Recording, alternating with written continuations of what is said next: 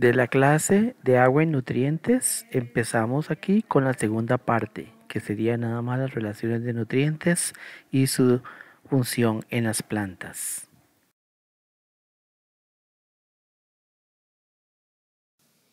En esta segunda parte de la clase nos dedicaremos a ver cuáles son los elementos más importantes para la nutrición vegetal y algunos ejemplos de cómo estos determinan la ganancia de carbono y cómo las plantas se han agenciado para conseguirlos o para, cuando no los tiene, asociarse con otras especies y lograr mantener un balance nutricional satisfactorio. Tal y como les he mostrado en otras clases, siempre me gusta poner algunos ejemplos de la importancia de este tema en la literatura internacional. Aquí se exponen 6 libros diferentes que tratan sobre estos temas en diferentes aspectos. Cualquier aspecto que vayamos a hablar sobre las relaciones de nutrientes en las plantas, no podemos dejar hablar solamente de las plantas, tenemos que hablar del contexto, del suelo en sí y de las interacciones biofísicas y bioquímicas que ocurren en el suelo.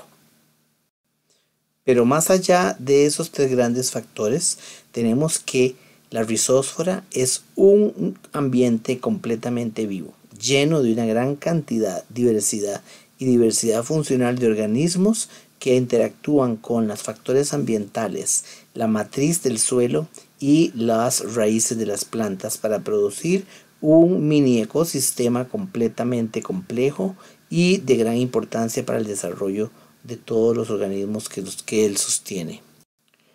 Las diferentes especies de plantas y organismos fotosintéticos contienen diferente concentración de nutrientes en su biomasa. Las plantas solamente un 3 a un 8% por peso son cenizas, las halófitas hasta un 20%, los líquenes un 30%. Y en el cuadro de la izquierda vemos que no todos los nutrientes son utilizados y necesitados en las plantas de la misma manera. Incluso varía con el tipo de tejido. El primer aspecto que determina la disponibilidad de nutrientes para las plantas es a nivel molecular. Como vemos, los componentes básicos del suelo son tetraedros de sílice, los cuales permiten la absorción de iones positivos de sodio, potasio y calcio. Conforme ascendemos en complejidad, estos grumos de moléculas de sílice forman a los cuarzos y diferentes tipos de partículas de arcilla que van favoreciendo la formación de diferentes tipos de estructuras. Estos diferentes tipos de formas o estructuras en las que se arreglan las partículas del suelo son esenciales para determinar la capacidad de intercambio de iones entre la superficie de las raíces y el suelo y los nutrientes en disolución en el suelo. Al mismo tiempo, hay que recordar que la estructura del suelo es una de las características físicas de este que permite las diferencias en la absorción de agua y el contenido de agua de los diferentes tipos de suelos. Por eso es que llamamos a la capacidad de intercambio catónico a esa capacidad de los suelos de intercambiar cationes entre las raíces y la solución del suelo. Esta capacidad de intercambio catiónico depende del origen de la roca y de su historia de temporización. Generalmente en suelos arcillosos tienen una mayor capacidad de intercambio catónico debido a una mayor área superficial y a un mayor número de enlaces covalentes. Los cationes se incrustan entre las capas de tetraedros de sílice y los octaedros de aluminio. Estos pueden ser intercambiados irreversiblemente contra protones sin destrucción de estas estructuras de sílice. Las arcillas expandibles tienen una mayor capacidad de intercambio catónico. Por tanto, podemos definir la capacidad de intercambio catónico como esa capacidad del suelo para retener y liberar iones positivos según su contenido de arcillas y materia orgánica. Las arcillas están cargadas negativamente, por lo que suelos con mayores concentraciones de arcillas exhiben capacidades de intercambio mayores. A mayor contenido de materia orgánica en un suelo, aumenta su capacidad de intercambio catónico. La capacidad de intercambio catónico también se puede utilizar como un índice relativo de la fertilidad de los suelos en su capacidad de intercambiar nutrientes vegetales. En términos globales, vemos acá de una manera muy general toda la relación entre el suelo, fertilidad y vegetación, empezando por composición química del material parental del suelo, el grado de sedimentación, la formación de rocas y la meteorización. Así nos va a determinar la cantidad y disponibilidad de agua y nutrientes para favorecer el crecimiento de ciertos tipos de vegetación. La cobertura vegetal puede aumentar la capacidad de intercambio catónicos hasta 10 veces al producir materia orgánica, ya que la materia orgánica puede producir humus, residuos orgánicos difíciles de degradar. Estas grandes moléculas de humus son una fuente inagotable de iones que sirven para mantener e incrementar la capacidad de intercambio catónico en los suelos. Este último gráfico solo representa la capacidad de intercambio catónico en relación con el pH del suelo. En niveles bajos de pH, básicamente los cationes tienden a quedarse adheridos a las moléculas de aluminio presentes en los suelos. Arriba de 4.5 de pH, los suelos tienden a tener más disponible esa cantidad de cationes intercambiables. Por último, desde el punto de vista completo, vemos que la saturación de bases en el suelo y la textura del suelo determinan la disponibilidad de cationes intercambiables que se encuentran cerca de la rizósfera de la raíz. En estos puntos es que ocurre un transporte activo, el cual favorece la penetración de los cationes hacia las raíces. Las plantas también colaboran con esto, produciendo secreción de bicarbonato, ácidos orgánicos y hidrógeno, el cual comienza a favorecer la acidificación del suelo y ayudar en la liberación de los cationes que se encuentran más adheridos a las estructuras del suelo.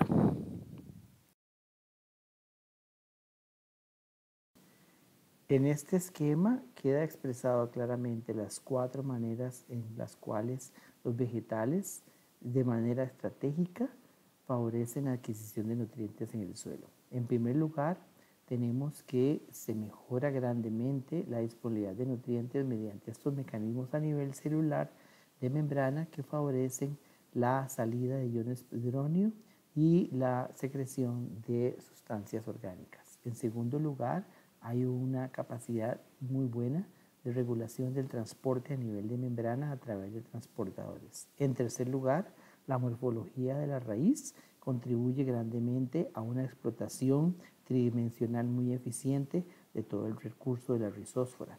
Y en cuarto lugar, algunas plantas han favorecido esa estrategia de adquirir nutrientes mediante la formación de asociaciones simbióticas con diferentes tipos de bacterias y hongos. El punto 2 de la diapositiva anterior está especificado aquí exactamente por los 4 tipos de maneras en que los iones se transportan de adentro y hacia afuera de las células hacia la rizósfera. Por difusión, por transportadores tipo unipuerto, que son gradientes de iones de hidrógeno que guía al transporte pasivo vía canales de potasio. Por transportadores tipo sin puerto, donde los iones de hidrógeno son transportados como aniones con aniones de cloruro y de sulfato, y transportadores antipuerto donde el flujo saliente de hidrógeno causa un flujo entrante de cationes. Esto ocurre solo por canales que son dependientes de oxígeno, dependientes de temperatura, inhibidos por mercurio y responden a una concentración externa y donde existe una competencia entre iones por entrar y salir de los compartimentos celulares.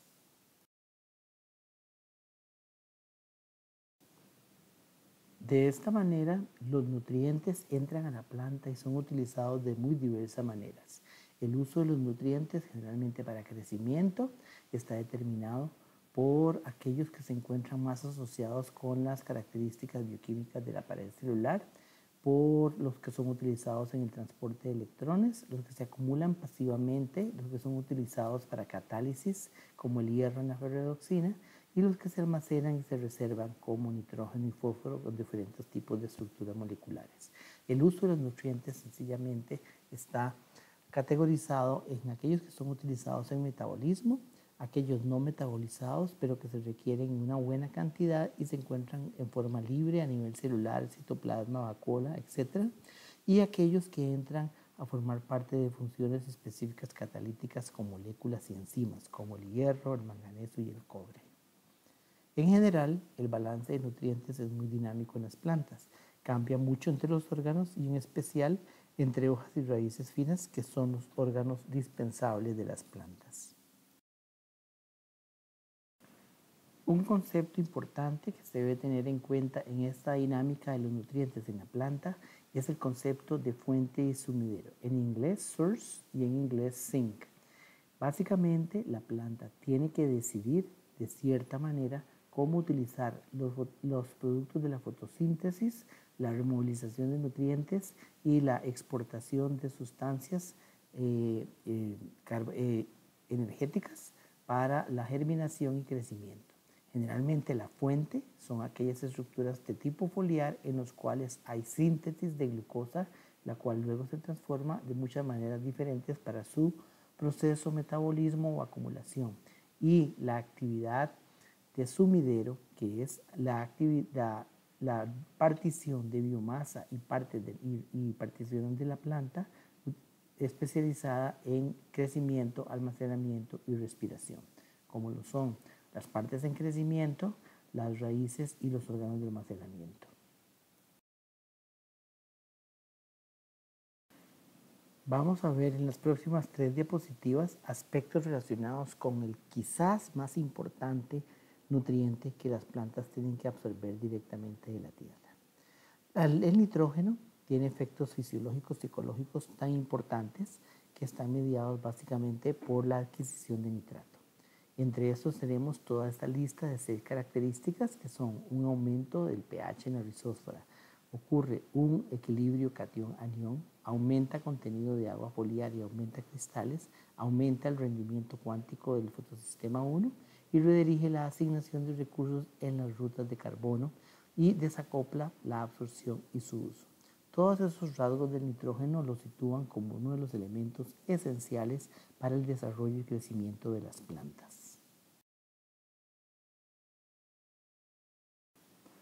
En este gráfico mostramos la relación directa entre el nitrógeno y el rendimiento de un cultivo, pero con otros minerales, mostrando una fuerte interacción como en este caso con fósforo. En primer lugar, es obvio que la fertilización con nitrógeno favorece grandemente la productividad de la planta. Por otro lado, vemos que la aplicación de fósforo también la favorece, pero lo importante del gráfico es que el efecto sinergístico de nitrógeno y fósforo produce el mayor incremento en el rendimiento del cultivo en las condiciones de más alto nitrógeno y de más alto fósforo. Cada uno de ellos por aparte en la concentración más alta no representan ni siquiera la tercera ni la cuarta parte del rendimiento que hacen en su conjunto. De este modo, el nitrógeno no solamente es importante para todo el funcionamiento de las plantas, sino que también es una manera muy importante en la cual la planta lo almacena, dado el problema de que es limitante en muchos ecosistemas. La primera manera por la cual el nitrógeno es almacenado es forma de nitrógeno orgánico en la vacuola, el cual cambia estacionalmente y cambia de día a de noche. La segunda manera es nitrógeno ligado orgánicamente a las estructuras básicas de la vida, como los aminoácidos, lípidos y proteínas. La otra manera es que en forma de aminoácidos, como almacén, transporte, como hemolito y como protectores contra frío y sal en sustancias relacionadas con algunos polipéptidos. Y lo último, como polipéptidos y proteínas, de almacenamiento a largo plazo como albúmina, glutelina y en forma de enzimas específicas como rubisco que son acumuladas en muy grande cantidad y dependen básicamente para la función básica de la fotosíntesis.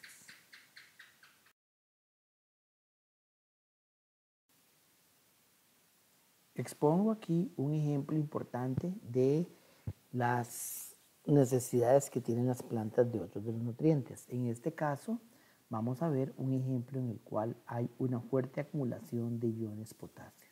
En este caso, en este ejemplo, los matapalos son un ejemplo de esta situación. Los matapalos son plantas parasíticas heterotróficas cuando son parásitas de floema y no contienen ni siquiera hojas verdes, o parásitas homotróficas cuando solamente invaden a nivel del xilema y si tienen hojas verdes. Contienen una alta concentración de potasio en sus hojas y tienen una mayor tasa de transpiración que su hospedero. El factor controlador es el nitrógeno y una buena irrigación para poder competir con su hospedero. Son en realidad parásitos de potasio, nitrógeno, agua y esqueletos de carbono.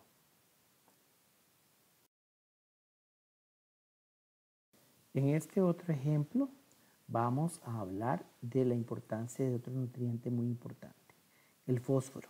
Y uno de los ejemplos más fascinantes de cómo algunas plantas se proveen de las estrategias necesarias para poder absorber el nitrógeno circundante en sus raíces. Son estas adaptaciones las llamadas hisopos radicales de las proteáceas de Australia o raíces proteoides. En la fotografía observamos que es básicamente una aglomeración y desarrollo exagerado de pelos radicales en algunas regiones de las raíces. El gráfico de al lado lo que ilustra es que estas estructuras son básicamente muy activas durante el periodo de madurez de ellas mismas, en las cuales se incrementa grandemente la tasa de exudación de sustancias orgánicas para cambiar la microsfera alrededor de las raíces y favorecer la liberación del fósforo en suelos bastante pobres en fósforo. En esta otra fotografía hay un ejemplo de las raíces en agrupaciones de Banksia proemorsa, fotografiada al final del invierno. Parece ser que estas aglomeraciones de raíces o agrupaciones de raíces se forman durante la época seca cuando es un poquito más disponible los nutrientes en el suelo, pero permanecen un poquito más tarde en el año.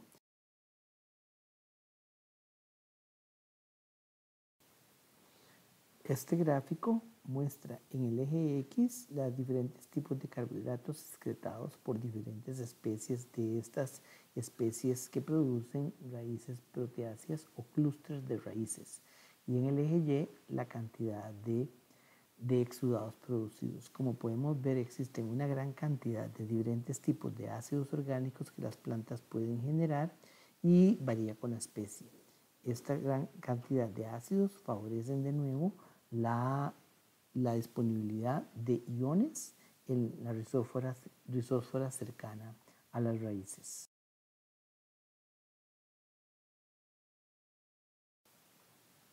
Por último, un estudio experimental en el cual se hizo un experimento llamado de raíz dividida en una de estas especies de Jacquia típicas de producir estas raíces proteoides. En la región izquierda del pote donde se dividió toda la raíz se tenía baja concentración de fosfato. En la parte derecha de la raíz mostrada se encontraba un pote de la mitad de la raíz de la planta en la cual se había adicionado fosfato. Como ven, se observa grandemente la diferencia en la formación de las regiones de las raíces proteoides en este experimento en Jacquia. Hemos llegado al final de la clase y con esto concluimos toda la sección de la parte de ecofisiología y autoecología del curso de ecología vegetal.